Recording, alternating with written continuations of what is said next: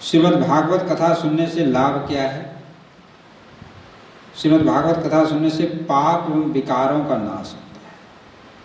किस तरह से नाश होता है इसके बारे में बता रहे हैं। कथा का एक एक सिद्धांत अपने जीवन में होता है, तब तो लाभ। भोजन आपके सामने परोसा हुआ है और आप खाएं नहीं, मुंह में नहीं डालें तो पेट नहीं भरेगा। इसी तरह से श्रीमद् भागवत रूपी जो रस है वो तो सामने है, लेकिन हम उसका पान नहीं करें तो पेट कैसे भरेगा। इसलिए जो श्रीमद् भागवत जी का सिद्धांत है, आज्ञा है, उसको अपने जीवन में उतारें। कथा करने वाले बहुत हैं, कथा कराने वाले और कथा सुनने वाले भी बहुत हैं, लेकिन लाभ क्यों नहीं हो रहा है? लाभ इसलिए नहीं हो रहा है उस जीवन में नहीं उतारना है, केवल श्रवण मात्र के लिए।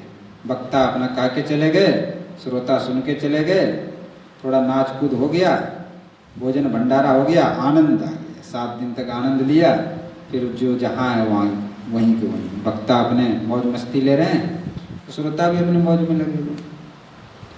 बस 7 दिन का लगा कि आनंद आ गया, फिर तो वैसे ही वैसे ही।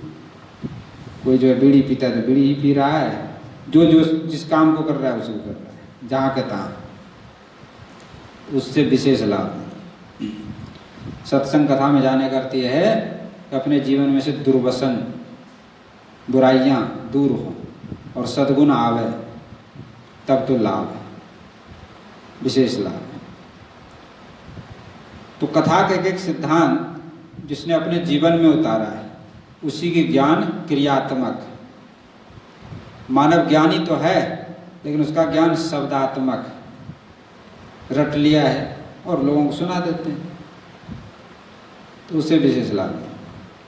तो ज्ञान जब क्रियात्मक बनता है तभी अभिमान बनता है, नहीं तो ज्ञान का ही अभिमान हो जाता है कि हम तो बड़े विद्वान हैं, हमने भागवत के अनेक टीकाओं का अध्ययन किया है और हम एक एक श्लोक पे 10-10 दिन बोलते हैं, तो अभिमान को बढ़ा देता है और आचरण में बिल्कुल भी नहीं।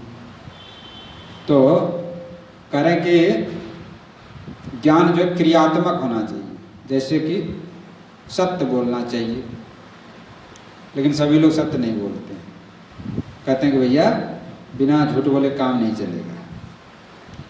तो मन को समझा लेता है भाई व्यवहार में थोड़ा बहुत झूठ बोलना पड़ता है। तो ज्ञान के अनुसार क्रिया नहीं हुआ, क्रिया के अनुसार ज्ञान हो गया, अपने आप से हमने मन में बना लिया ऐसा करने जैसा हो जाए। इस तरह से बहाना बना लेते हैं, लेकिन बहाना बनाने से काम नहीं चलेगा।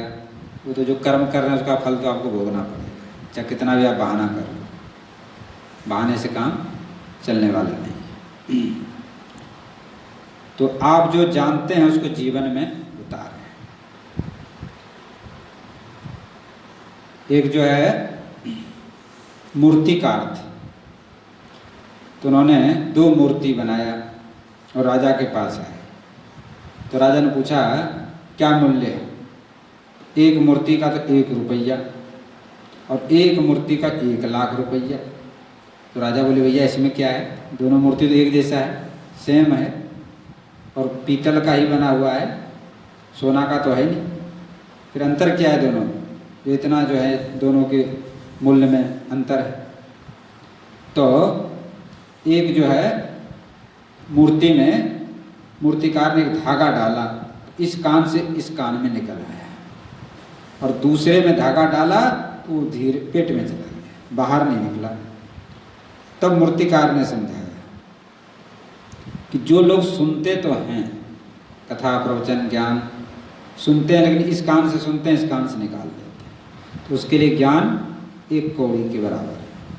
और जिसने ज्ञान को सुना और हृदय में उतार लिया वो लाखों रुपये।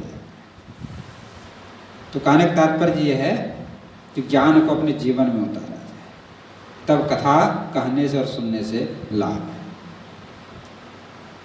तो भागवत जी कथा सुनते हैं तो आपसे हो सके तो जो संसारिक भोगों की जो तृष्णा है, वासना है, लालसा, उसको समाप्त करते हैं। बहुत सुख भोगा है, लेकिन सुख भोगने से आज तक शांति नहीं। अब शांति कहाँ मिलेगी? भगवान की भक्ति करने से।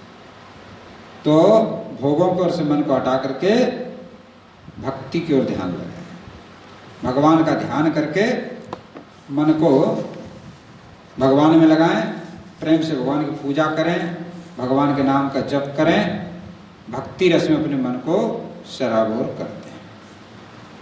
यही भागवत श्रवण का फल है।